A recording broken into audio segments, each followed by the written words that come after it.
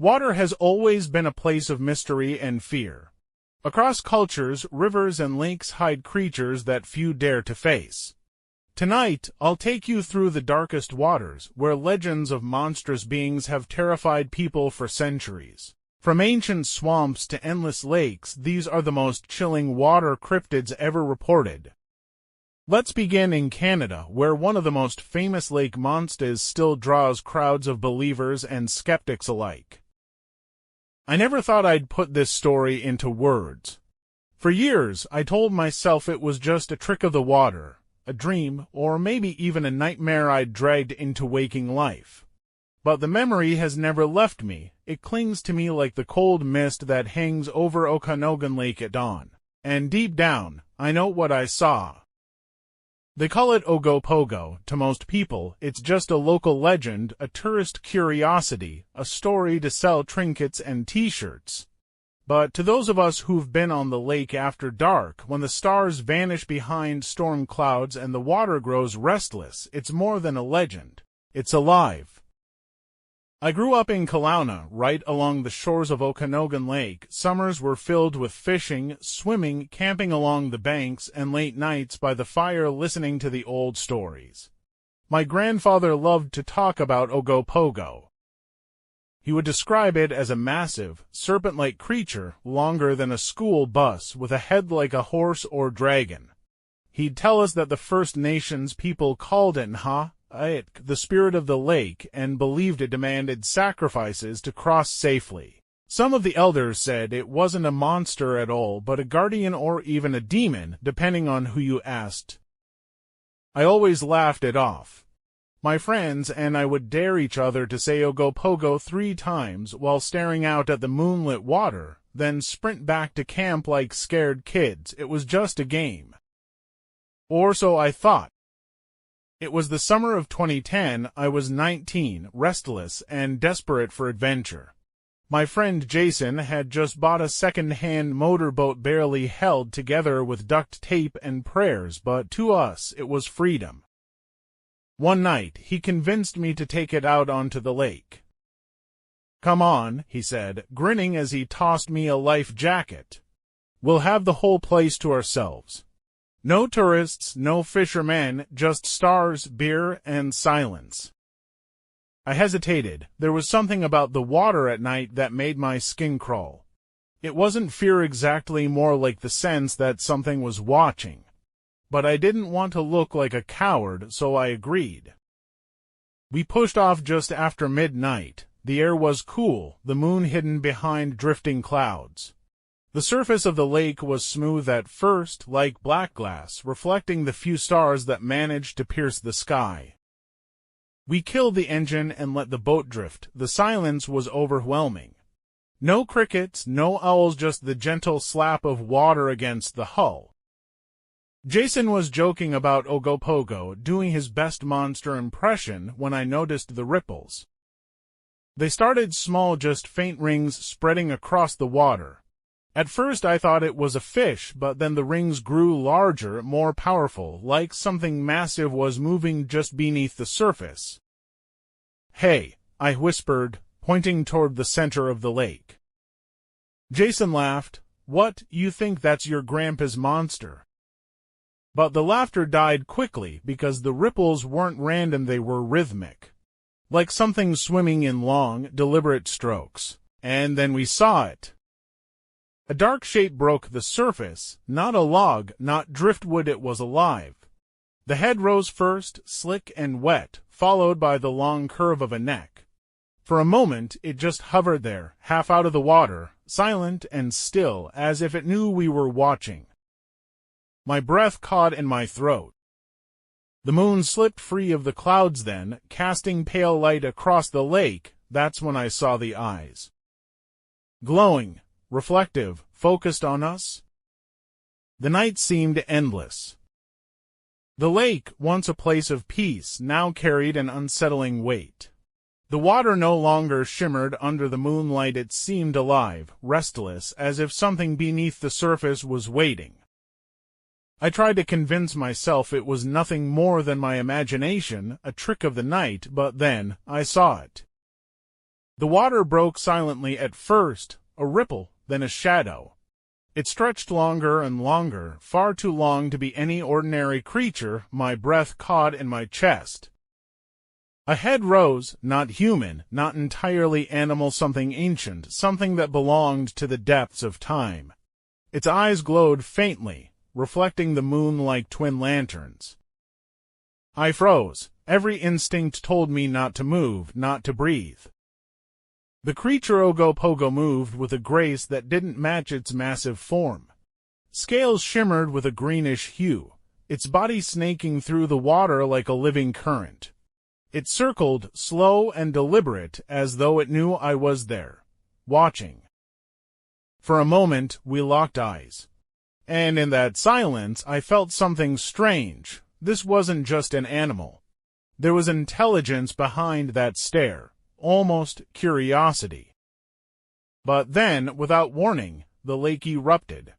A powerful wave surged toward me as the creature dove deep, its massive tail striking the water. The boat rocked violently. I nearly lost my balance. Silence returned just as quickly as it was broken, only the ripples remained. Had I really seen it, or was the lake playing tricks on me?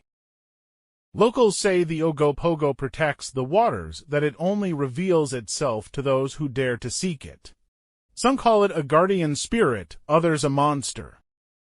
All I know is this: once you've seen those glowing eyes in the darkness, you'll never forget them. Who knows? Maybe next time you'll be the one telling the story. The days after that encounter blurred together, but my mind never left the lake. Every sound of rushing water, every flicker of light across the surface pulled me back to that night. I had seen something extraordinary, and I couldn't walk away from it. I returned to Okanagan Lake, determined. Locals warned me. Once you've seen Ogopogo, it never truly leaves you. The spirit of the lake follows. Their words echoed in my head as I launched my small boat once more. The air was colder this time. The clouds hung heavy, and the water looked darker, almost black. I carried no fishing gear, no supplies, just a notebook, a flashlight, and the restless need to see it again. For hours, nothing happened, only silence. Only the endless, empty surface of the lake. And then, the water stirred. A deep vibration rolled through the boat. It wasn't wind, it wasn't current. It felt like the heartbeat of the lake itself. Ripples formed, spreading outward in perfect circles. My hands shook as I reached for the flashlight, but part of me didn't want to use it. Some things aren't meant to be revealed by light. The water broke again, this time larger, closer. I saw the long, ridged back rise above the surface, arching like a living mountain. 1, 2, 3 massive humps moved in rhythm, cutting across the water with terrifying precision. It was here. The head rose once more, towering above my boat. The glowing eyes burned brighter than before, locked onto me as if it remembered. But instead of fear, I felt connection, as though the lake itself had chosen me to witness its secret. Ogopogo circled my boat, sending waves rolling against the hull. The sound of water slapping against wood echoed in the night air, and then it slowed. The massive creature stopped, half of its body submerged, half of it glistening under the moonlight. For the first time, I saw it clearly, scales like polished stone, teeth sharp but hidden behind lips that didn't quite smile, didn't quite snarl. It was beautiful, terrifying, otherworldly. And then a sound, not a growl, not a hiss, but something deep and resonant, like the rumble of thunder trapped beneath the water. It vibrated through my bones. The legend said Ogopogo was a guardian. And in that moment, I understood this was no monster. This was the keeper of the lake, ancient and eternal. Before I could react, it dove once more. The water exploded around me, the boat nearly capsizing. I held on, heart racing, as the surface stilled again. The ripples faded, the lake grew calm, and Ogopogo was gone. But I knew without doubt I had been chosen to see what so many only whisper about. Some call it a myth, others call it a warning. I call it truth. Because I've looked into the eyes of Ogopogo, and once you've seen them, you'll never see the world the same way again. If you believe in cryptids, legends, and the mysteries that lurk just beyond our sight, let me know in the comments. Do you think Ogopogo is a guardian or something else entirely? And don't forget to like this video, subscribe to my channel, and hit the bell so you never miss another story. More chilling legends and encounters are waiting on my YouTube channel at Twinkling17, and trust me, you don't want to miss what's coming next. But Canada isn't the only land with water demons. Thousands of miles away, in Australia, the Aboriginal people spoke of something much darker. I never believed the stories about the swamps of Australia. Old tales whispered about something lurking beneath the murky waters, an ancient beast locals called the Bunyip. They said it wasn't an animal, not in the sense we understand. It was something older, a presence that had existed in the rivers and wetlands long before settlers arrived. But one night, standing at the edge of a reedy billabong, I learned that some legends refused to stay buried. The air was thick with insects, their high-pitched buzzing creating a chorus that pressed against my ears. The moon hung low, swollen and yellow, spilling light over the surface of the water. I had gone out there with nothing but a lantern and curiosity, chasing the story like a fool. That's when I heard it. A low, guttural bellow, unlike anything I had ever heard before. It wasn't the croak of a frog, nor the cry of a bird. It sounded ancient. The sound rolled across the water, vibrating in my chest. I froze, my lantern trembled in my grip, casting flickering light across the reeds. For a moment, I thought I saw something move, a shadow slipping just below the surface, long and sinuous, rippling the black water. The locals had described it differently each time. Some said it had the head of a dog, others the face of a crocodile, some even spoke of horns and tusks. Nobody could agree on what it looked like, only that it was real.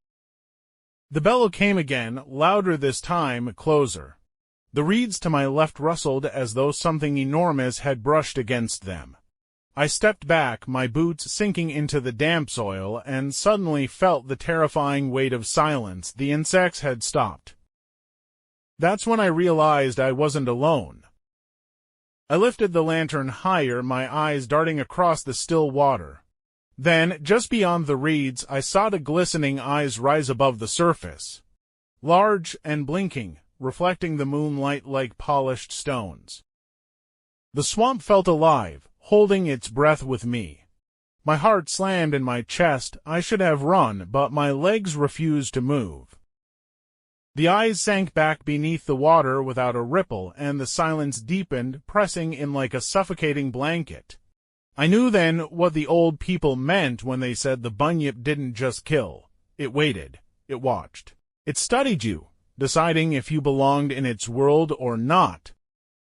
And at that moment, standing knee-deep in shadows and fear, I realized it had chosen me. I backed away from the water's edge, forcing myself to breathe quietly. Every step I took seemed deafening, the suction of mud pulling at my boots, the reeds snapping underfoot. I kept the lantern high, its trembling flame my only shield against the blackness. Then came the sound again. Not the bellow this time, something worse, a wet, dragging noise, as if claws were raking across stone or a massive body was sliding against the muddy bank. I swung the light toward the reeds. For a fraction of a second I saw it, something slick and dark, scales glistening, rising from the water. It was massive. Its shoulders, if that's what they were, breached the surface, sending ripples that slapped against the shore. The flame flickered, sputtering as though the air itself was being pulled away. I stumbled back, nearly falling, when the sound hit me again, this time a scream. high-pitched, unnatural, like a woman's wail mixed with the roar of a bull. The cry echoed across the swamp, bouncing from tree to tree until it felt like it came from everywhere at once. The lantern slipped in my sweaty hand, and for a heartbeat I stood in near darkness. That was when I felt at the ground beneath me vibrating, as though something enormous was moving below. The old stories came rushing back, children who had wandered too close to the riverbanks, hunters who never returned, livestock found with strange wounds. The bunyip wasn't just a beast, it was a predator of silence, one that struck when fear already had you in its grasp. The reeds parted, something long and thin, almost like a limb, stretched forward. It wasn't quite an arm, nor a fin, nor anything I recognized. It shimmered wet in the lantern's glow before retreating with a hiss. I knew then it was toying with me, testing me. I turned and ran. Branches clawed at my arms, roots snagged my feet, and still the sound followed me, the bellow, the scream, the dragging scrape. Every step I took, it seemed closer, as though the swamp itself carried it forward. By the time I burst onto firmer ground, gasping, I swore I could feel its breath at my neck. Hot, foul, rotten. I spun, lantern raised only to find nothing but stillness. The reeds swayed softly, the water lay calm, and the night insects had returned, chirping as if nothing had happened. But I knew better. I hadn't escaped the bunyip. It had let me go. I stumbled back into the township just before dawn, lantern sputtering low, rifle still clenched in my shaking hands. My boots were caked in swamp mud, my clothes damp with night air. I looked like a man who had seen a ghost, but ghosts don't leave ripples in the water, don't scream like dying things, don't breathe down your neck. The pub's door creaked as I pushed inside. A few early risers turned their heads. Farmers, stockmen, a couple of old drovers, their eyes landed on me, and silence fell. I knew how I looked, pale, hollow, wild-eyed. "What happened to you?" someone muttered. I tried to explain. My words tumbled out about the dragging sound, the scream, the thing rising from the water. But the more I spoke, the more their expressions shifted. Some smirked, others frowned. One man spat into the sawdust. "Been hittin' the bottle too hard, mate." But not everyone laughed. In the corner, old Thomas, an elder whose family had lived near the Murray River longer than anyone, just watched me. His eyes didn't hold disbelief, they held recognition. When the others drifted out, he finally spoke. "You went to the billabong, didn't you?" His voice was rough, cracked with age. I nodded. He leaned forward. "That place isn't just water. It's a door. And you heard what comes through when the night is still." I swallowed hard. "You mean the bunyip?" He didn't flinch at the name. Instead, he told me what his father told him, and his father before that. That the bunyip wasn't a single creature, but many. Ancient guardians or hunters, depending on who you asked. Some said they punished those who disrespected the land.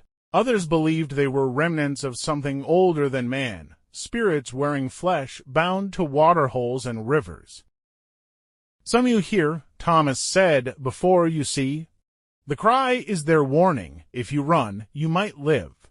If you linger." He shook his head. I remembered the scream, that terrible, piercing cry that seemed to come from everywhere. "Why me?" I asked. His eyes narrowed. "Maybe it chose you, or maybe you chose wrong when you stepped into its place." For days I tried to push the encounter from my mind. I worked the farm, mended fences, pretended nothing had happened. But the swamp was always there, not far from the fields, whispering with every rustle of reeds. Then came the night I heard it again from my own porch. A low bellow, faint but undeniable, rolling through the night air. My animals stirred in terror, the dog howled, then fell silent. And in the distance I swore I saw lantern light moving where no man should be along the swamp's edge. But I hadn't gone back there. Someone else had. The swamp was silent to silent. Even the insects that had been buzzing all night had disappeared, as if the air itself held its breath. My flashlight flickered, and for a brief second I thought I saw ripples spreading across the black water. Then it rose. Two glowing yellow eyes pierced through the darkness, hovering above the surface of the swamp like lanterns from another world. The water parted, and slowly, monstrously, a figure emerged. Its skin glistened, slick with slime and tangled weeds.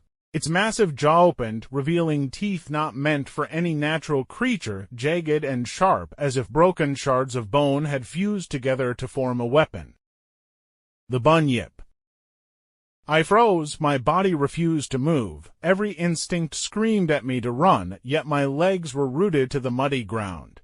The swamp seemed to sink deeper beneath me, as though the earth itself wanted to drag me down into the creature's domain. The monster stepped forward, each movement sending waves across the still water. Its eyes locked onto mine, and for the first time in my life, I felt what it truly meant to be prey. But then, something unexpected happened. Instead of lunging, instead of tearing me apart, the Bunyip tilted its head, almost curiously. A low rumble echoed from its chest, not quite a growl, not quite a voice, but something in between. The sound grew clearer, almost forming words, though none I could fully understand.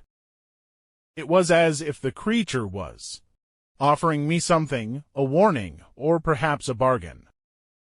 I raised my trembling hand, uncertain whether to ward it off or accept the unspoken invitation. The world around me narrowed to the glowing eyes, the gaping maw, the terrible stillness between us. And then, everything went black. When I opened my eyes again, I was standing on the edge of the swamp, the water perfectly calm, as if nothing had ever stirred it. The Bunyip was gone. But deep down, I knew the encounter was not finished. It never would be. Because once you've looked into the eyes of the Bunyip, it never lets you go. If this story sent a chill down your spine, don't let the mystery end here. Smash that like button to show your courage, drop a comment with what you think the Bunyip was trying to say, and make sure to subscribe so you don't miss the next terrifying legend. Because remember, some monsters don't just live in the swamp, they live in your imagination. And once they're there, they never leave. If the Bunyip represents primal fear, then the Scottish Kelpie shows us deception. This creature doesn't just live in the water. It lures victims in, disguised as something familiar. They say the Scottish lochs hide more than rippling waves. Some whisper of a creature older than castles and clans, lurking beneath the black surface. I never believed in such things until the night I met the Kelpie. It began with a journey across the highlands. The air was crisp, carrying the scent of pine and peat smoke, and the land rolled with mist-shrouded hills. I walked alone, following a narrow path that led me past a still, moonlit loch. The water seemed calm at first, so calm that it mirrored the stars like glass, but then I noticed something. Standing at the water's edge was a magnificent black horse. Its mane shimmered as though woven with strands of midnight, and its eyes glowed faintly, like embers hidden deep in ash. It didn't move as I approached, it simply stared, as if waiting. Curiosity outweighed caution. There was something magnetic about it, an unnatural beauty that pulled me closer. The horse lowered its head slightly, almost inviting me. My hand hovered over its sleek coat, and in that moment I swore I heard a faint whisper not in the air but inside my mind, a voice as smooth as the loch's surface.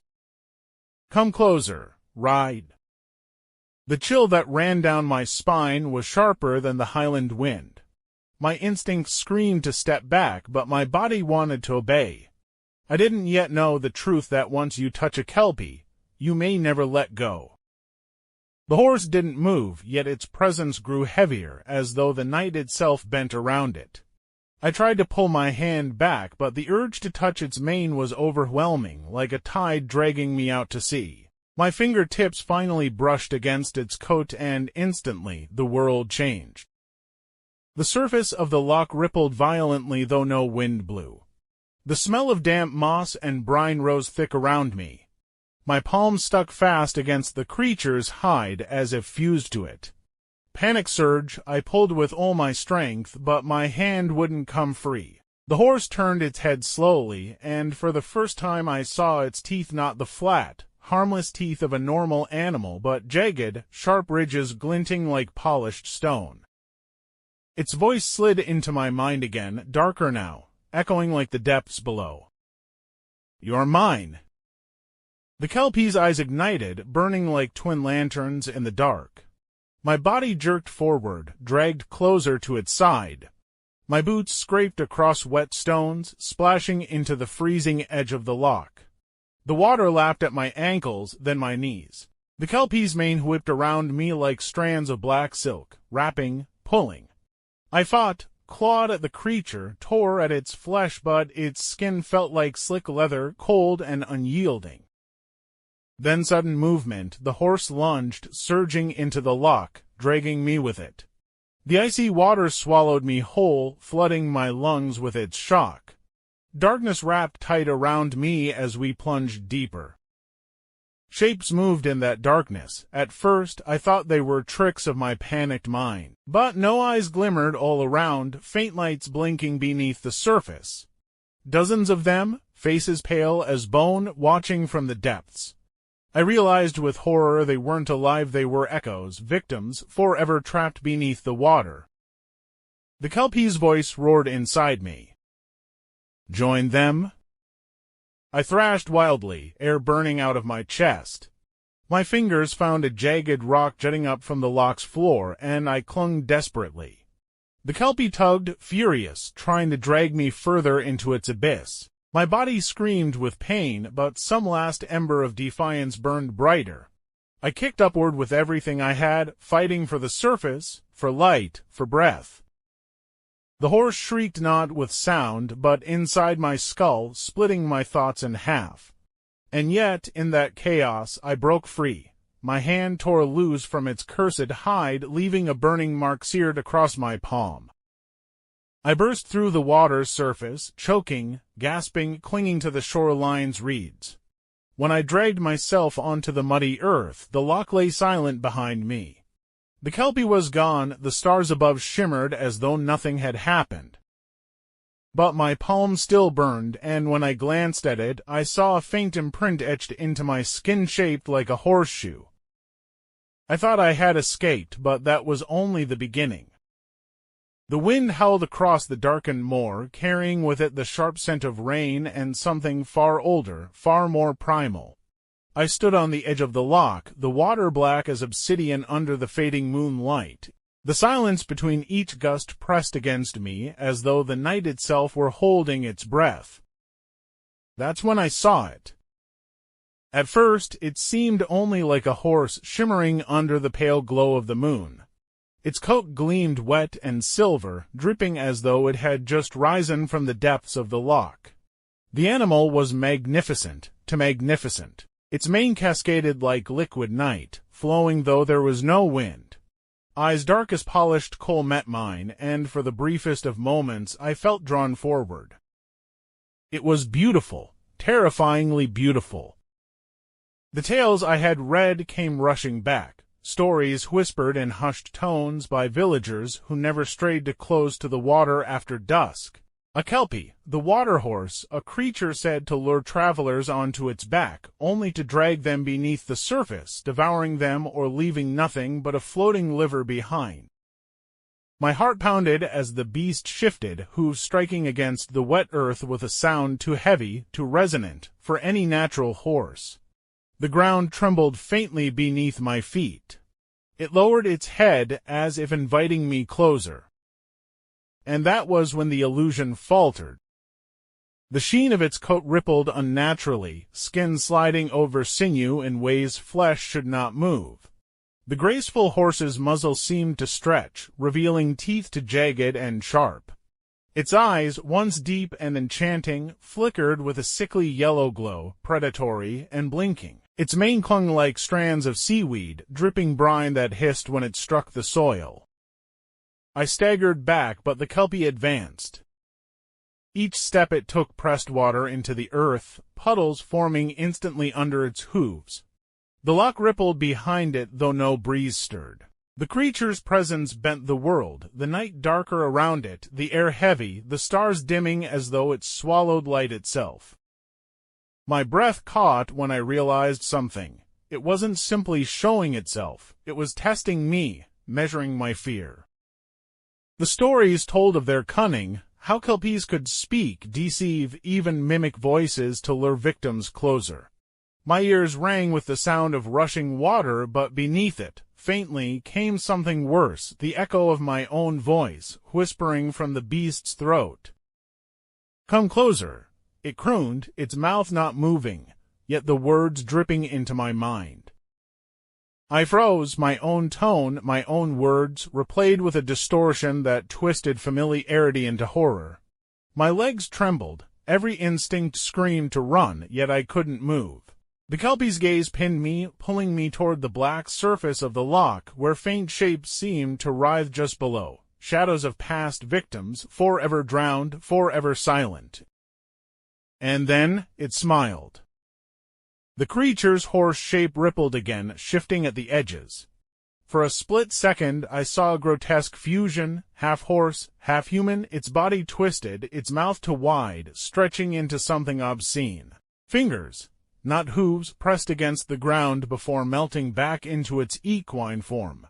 It wanted me to see. It wanted me to understand that it could be anything, anyone. The air stank of brine and rot. My skin prickled with cold as mist coiled from the loch, curling around my legs like grasping hands. The Kelpie lowered its head once more, muscles flexing, inviting me to touch it, to climb onto its back. One step closer and I felt it, a strange, sticky pull, as if the very ground tried to glue me in place. The legends spoke true. Once you touch a Kelpie, you cannot let go. The beast would drag you into the water, no matter how fiercely you struggled. I clenched my fists, forcing my body to move, to resist. My pulse thundered in my ears. The Kelpie tilted its head, its grotesque beauty shifting, as though amused by my hesitation. And then it spoke again, this time in a voice that wasn't mine, but someone else's, familiar, soft, the voice of my late grandmother, long gone. "Don't be afraid, child, come closer, I'll keep you safe." The words cut through me like a blade. I stumbled back, shaking, heart hammering as the Kelpie's eyes glowed brighter, its lips curling into that unnatural, water-soaked grin. This was no ordinary monster. This was an ancient predator wearing masks of beauty, of love, of trust, and behind each mask lay nothing but hunger. And it was hungry for me. The Kelpie's voice lingered in the night air, sweet and venomous, weaving illusions with every syllable. My chest heaved as I tried to steady my breath, but the mist thickened, curling tighter around me like a net. Somewhere deep within, I realized this was its true weapon, not just brute force, but deception, pulling at the heart, breaking the mind before claiming the body. I forced my gaze away from its hypnotic eyes, searching the ground, the trees, anything to anchor myself to reality. But reality itself seemed to bend around the creature. The loch rippled unnaturally, waves rolling though the air was still, and in those ripples I saw visions, people I knew, faces I trusted, friends, family, all standing at the water's edge, smiling, reaching out their hands. The Kelpie stepped forward again, its hooves sank into the wet soil without a sound. The illusions in the water leaned closer, urging me silently. I wanted to run, but my legs were heavy, my body trembling as though the creature's presence had seeped into my very bones. And then it changed again. The horse shape twisted, shrinking, flesh bubbling as it reshaped itself into something leaner, more human-like. A grotesque figure, skin slick and dripping, long arms stretching unnaturally, fingers tipped with webbed claws. Its head retained the trace of a horse's skull, elongated, teeth jagged and wrong. It was neither beast nor human, but something that mocked both. "Closer," it hissed, this time audibly, the sound wet and broken, like water rushing through a cracked pipe. I stumbled back until my heel struck a rock. Panic surged. The ground seemed alive beneath me, sticky and wet, pulling me closer to the creature with each step I resisted. The tale said only one thing could repel a Kelpie: iron. I had none. My pockets were empty except for a small silver coin and the knife I carried for camping, not iron, but perhaps sharp enough. The creature lunged. Its speed was unreal, a blur of slick muscle and water-slick mane. It struck the ground where I had stood a moment before, mud and spray exploding outward.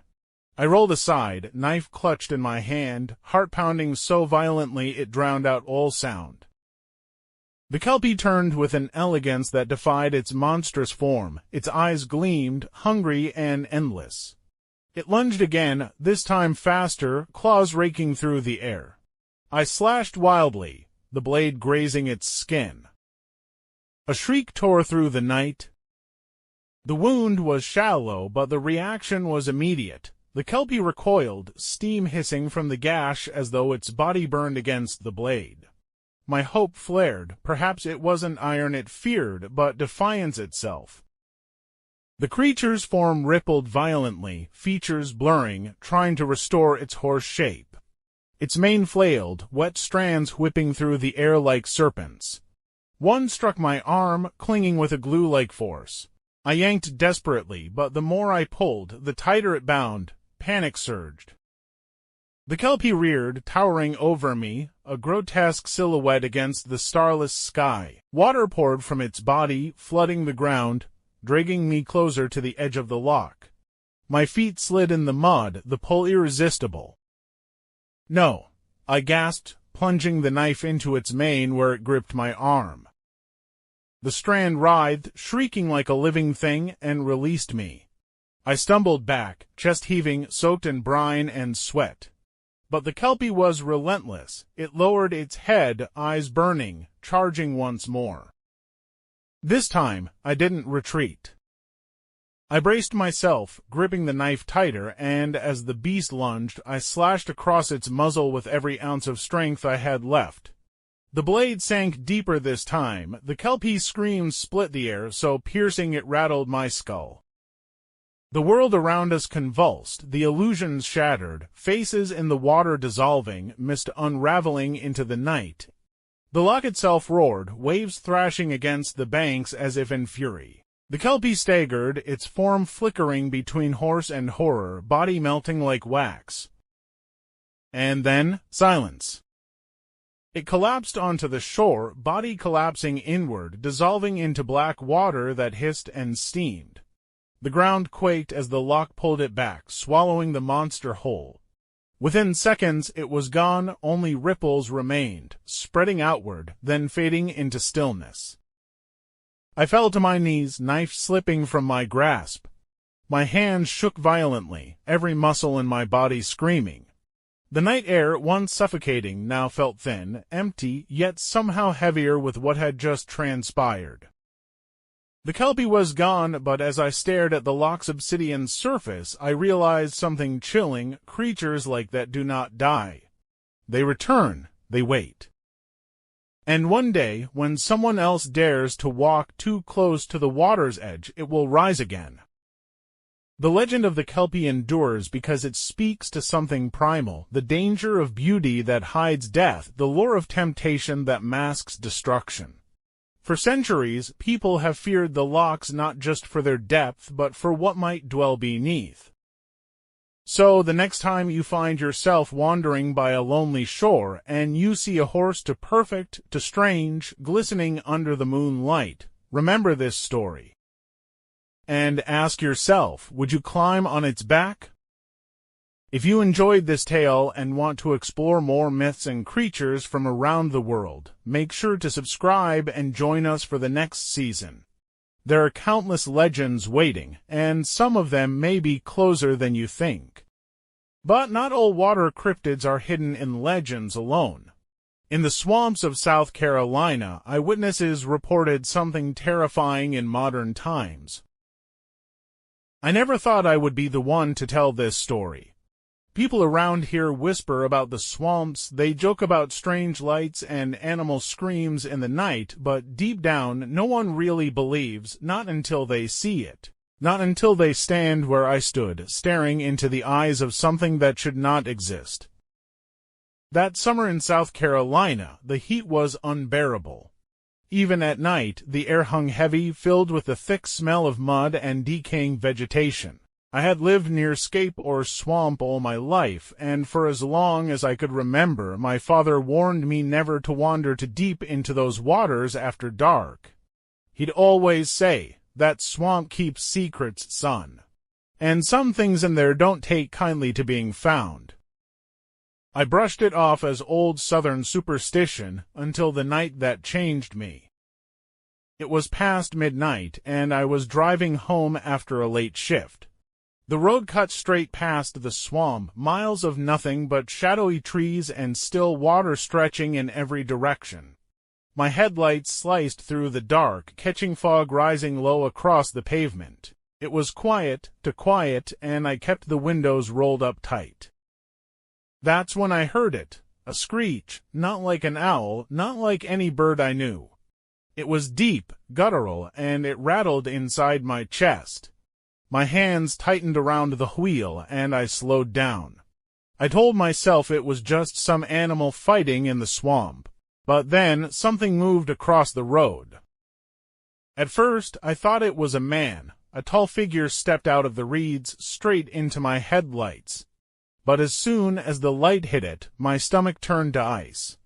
Its skin glistened, wet and dark green, scales that caught the light in jagged patterns. Its arms were long, too long, ending in claws that glinted as if they could tear through steel. Its eyes are red, glowing, and blinking, locked on me as I slammed the brakes. The car skidded, tires screeching, my heart hammered against my ribs so hard I thought it would break through. The figure didn't move, didn't flinch, it just stared. And then, with a speed I didn't think possible, it lunged forward and struck the hood of my car. Metal screamed, the windshield cracked, I screamed too, fumbling for the gearshift, slamming my foot on the gas. The thing clung to the front for a moment, claws scraping across the metal before I swerved wildly, and it rolled off into the darkness. I didn't look back, not then, not when I heard the splash of something massive hitting the swamp water, not when I caught a glimpse of those red eyes in my rearview mirror. When I finally reached home, I stumbled out of the car, legs shaking, lungs burning. Under the porch light, I saw the damage. The hood was dented, deep grooves torn into the metal, like a predator had tried to peel it open. No bear, no gator, nothing natural could have done that. I told myself not to tell anyone who would believe me. A grown man saying he saw a lizard man in the swamp, they'd laugh me out of town. But the next morning, my neighbor came banging on my door. His chicken coop had been ripped apart, the wire fence shredded like paper. Every bird inside was gone, and when I followed him out to sea, I found footprints in the mud. Three-toed, huge, deep as if pressed by something far heavier than a man. That was the moment I knew. It wasn't just a nightmare. The lizard man was real, and it was hunting. But this was only the beginning, because the closer I looked, the more I realized the swamp wasn't hiding one secret. It was hiding many, and I was already into deep. The next few days after that night were a blur. I couldn't sleep. Every time I closed my eyes, I saw those glowing red eyes staring back at me, that wet, scaled body shimmering under my headlights. The dents on my car were still there, the claw marks carved deep into the hood, like some kind of grotesque proof that I wasn't losing my mind. But fear has a way of turning into something else, curiosity, and I couldn't shake the thought. If I really saw what I thought I saw, then what was it doing in the swamp? Why now? Why me? I told myself I wouldn't go back. I swore it. But within a week, I found myself packing a flashlight, a camera, and an old shotgun my father had left me, just in case the swamp had called me back and I couldn't resist. The night was still and heavy when I returned. The air buzzed with insects and the water reflected the moon like a broken mirror. Every step I took sank into the mud with a sucking sound, like the swamp itself was trying to hold me in place. I tried to steady my breathing, but the deeper I went, the more the shadows seemed alive. Then I found the tracks. Large, three-toed impressions pressed deep into the wet ground. They were fresh, the edges sharp, mud still slick. My stomach knotted. I followed them, every nerve in my body screaming at me to turn back, but my feet kept moving, one step after another. I reached a clearing where the trees bent low. Their branches knotted like old hands clutching at the sky. That's when I heard it. A splash, heavy and deliberate. Something was moving in the water. My flashlight trembled as I swept it across the surface, the beam cutting through mist and reeds. And then I saw it. Half submerged in the swamp, the creature stood, its scaled shoulders glistening, water dripping from its elongated arms. Its chest rose and fell with slow, heavy breaths like a predator waiting for the right moment to strike. Its eyes caught the light again, burning like embers. I froze, my instincts screamed run, but my body refused to move. The thing tilted its head, studying me. I swear it understood that I was there for it, that I had chosen to follow. Then, in a single motion, it lunged forward, rising out of the water with a splash that soaked me head to toe. I staggered back, fumbling for my shotgun, but by the time I raised it, the swamp was empty again. Ripples spread across the black water, fading into silence. My heart thundered in my chest, my hands shook so violently I could barely keep the flashlight steady. But then I noticed something else. In the mud where the creature had stood lay the shredded remains of what looked like a deer carcass. The body was torn open, ribs cracked, flesh shredded in strips. Blood stained the water, carried away in dark ribbons.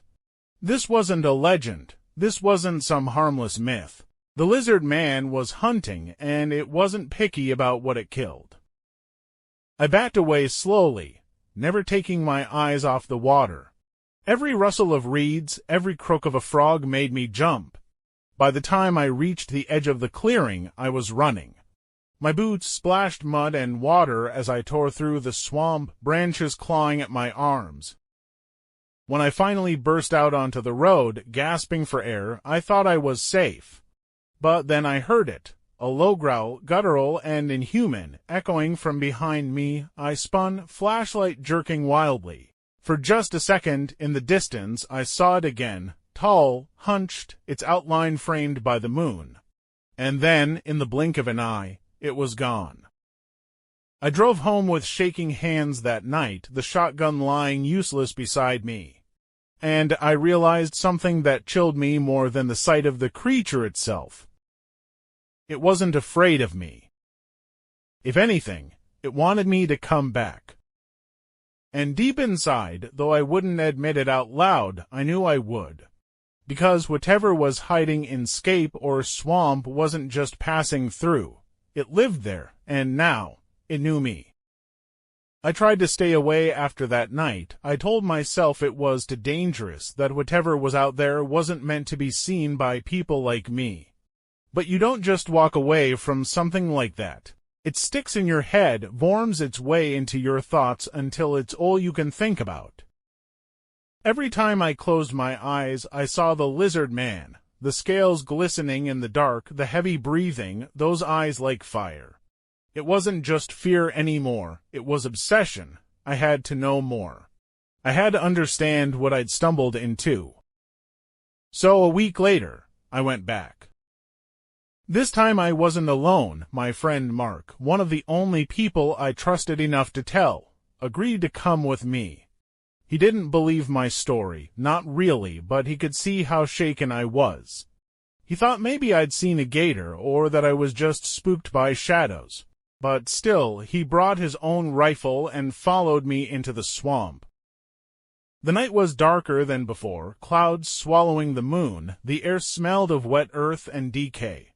Every sound seemed amplified, the buzz of insects, the splash of something moving under the water, the crunch of reeds beneath our boots.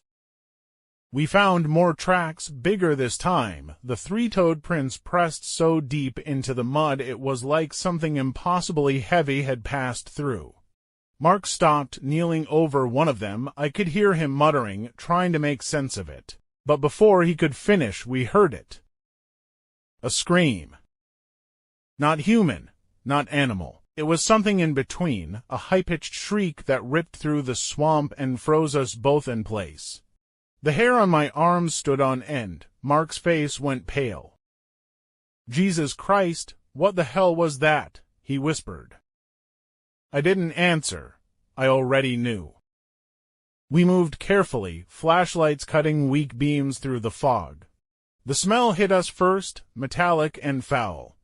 Then we saw it, another deer carcass, torn apart, blood soaking into the mud, but this time it wasn't alone. Standing just beyond the carcass was the lizard man. It was taller than I remembered, maybe 7 feet, maybe more. Its skin glistened like wet leather, and its claws curled into the air, sharp enough to rip through steel. Its mouth opened slightly, rows of jagged teeth catching the light, and those eyes. Those damn eyes burned red like coals, locked directly onto us. Mark raised his rifle, but I pushed it down. "Don't," I whispered. "It's not afraid of us." The creature took a step forward, the water rippling around its legs. Then another. I felt every instinct screaming to run, but my legs refused to move. Mark pulled the trigger, the rifle's crack shattered the silence. The lizard man didn't fall.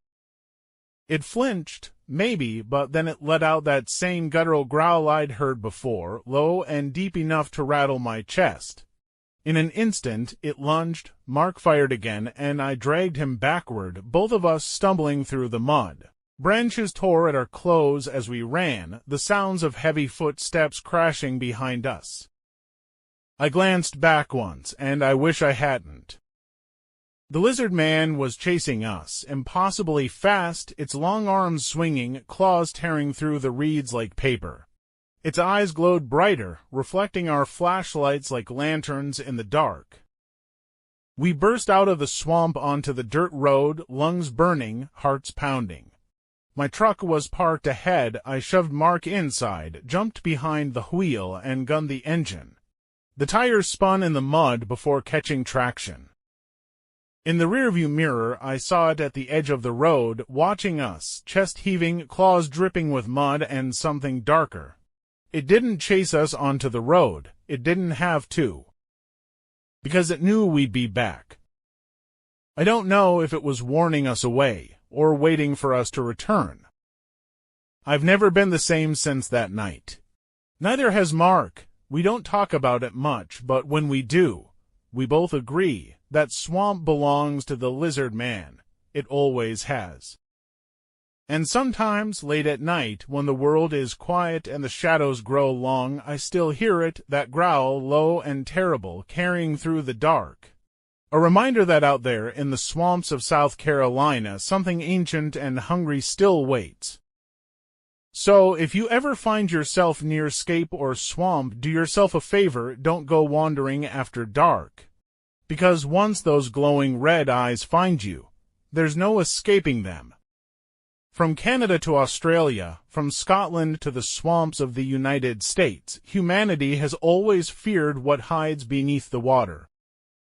But what if these are more than just legends? What if, somewhere in the deep, they are still waiting?